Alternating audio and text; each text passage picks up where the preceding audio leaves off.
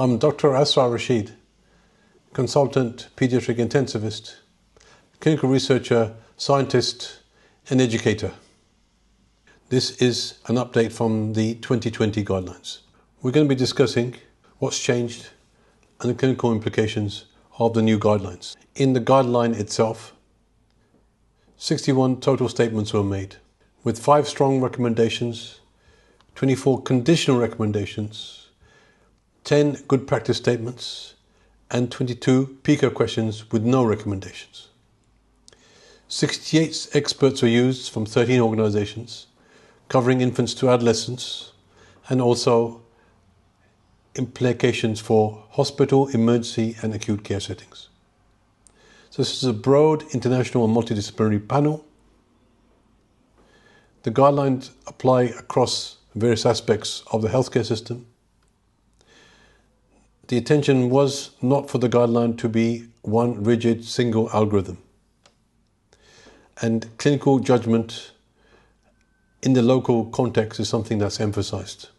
Of all the recommendations, only 3 recommendations were based on moderate or high certainty evidence.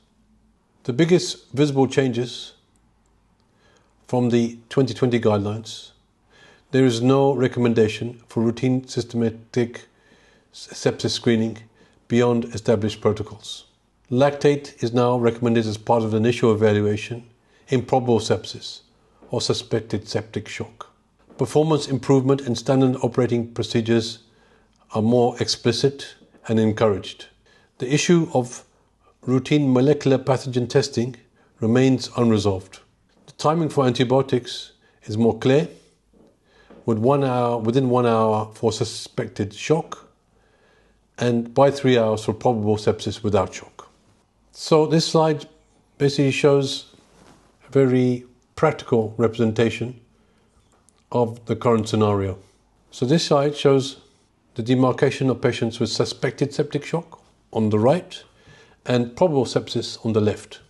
Those patients that are developing or developed shock, there is a red box saying that the antibiotics must be given and everything must be maximized within 1 hour of recognition of sepsis. The probable sepsis group, though, it can take up to 3 hours for the initial suspicion of sepsis, and during that time, management and diagnostic steps can be undertaken.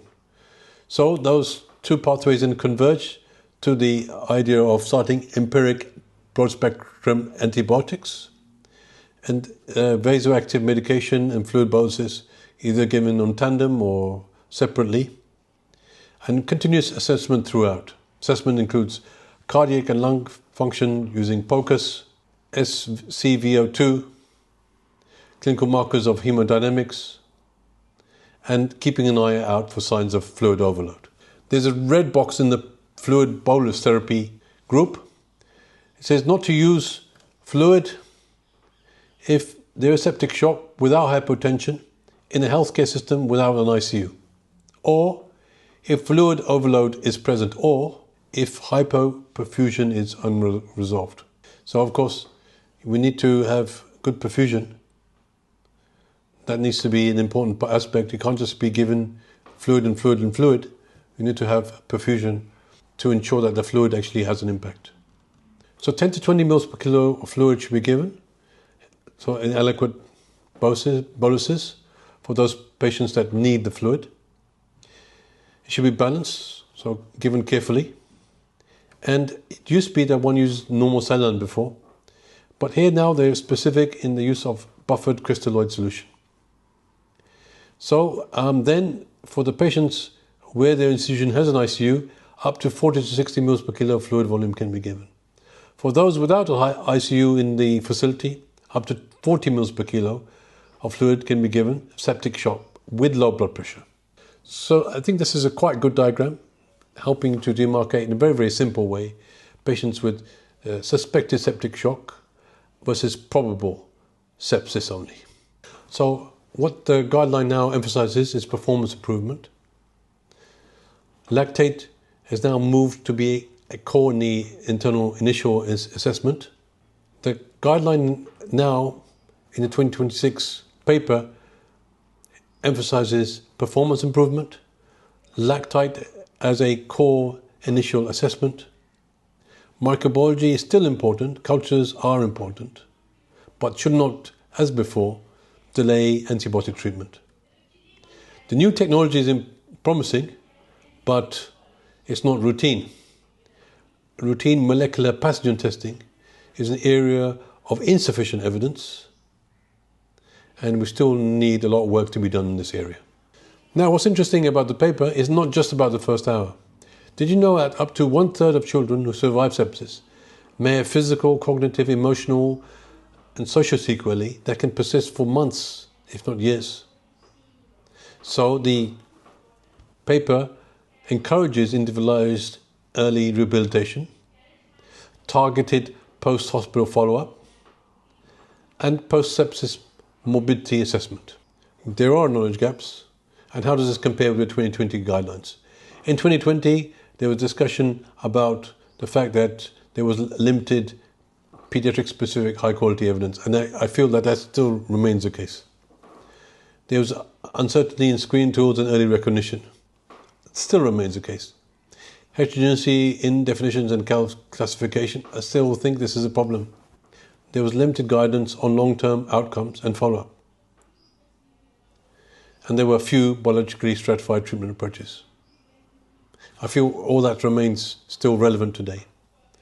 But persisting in these areas and other emerging gaps in the 2026 guidelines, there are only a small number of recommendations with moderate high certainty. There are many PICO questions which remain without recommendations. There's uncertainty in sepsis screening approaches. There's insufficient evidence for molecular pathogen testing. There's a continuous reliance on clinical syndrome-based definitions. There's limited precision in risk stratification and treatment response. There's need for more evidence in post-sepsis morbidity and long-term outcome work. Therefore, still a lot of gaps in the literature and the evidence base, and this is what's commented on this paper. So there are 3 take-home messages in this 2026 paper. Recognize early, treat fast, build systems. Still, there are issues of unresolved questions, and the paper still emphasizes the importance of clinical judgment. But it is a move forward, and it's interesting, we still have not had much input on the molecular basis of the development of sepsis, its trajectory, etc. And one does hope that the new technologies and new advances do impact the management of sepsis hereon. Thank you very much.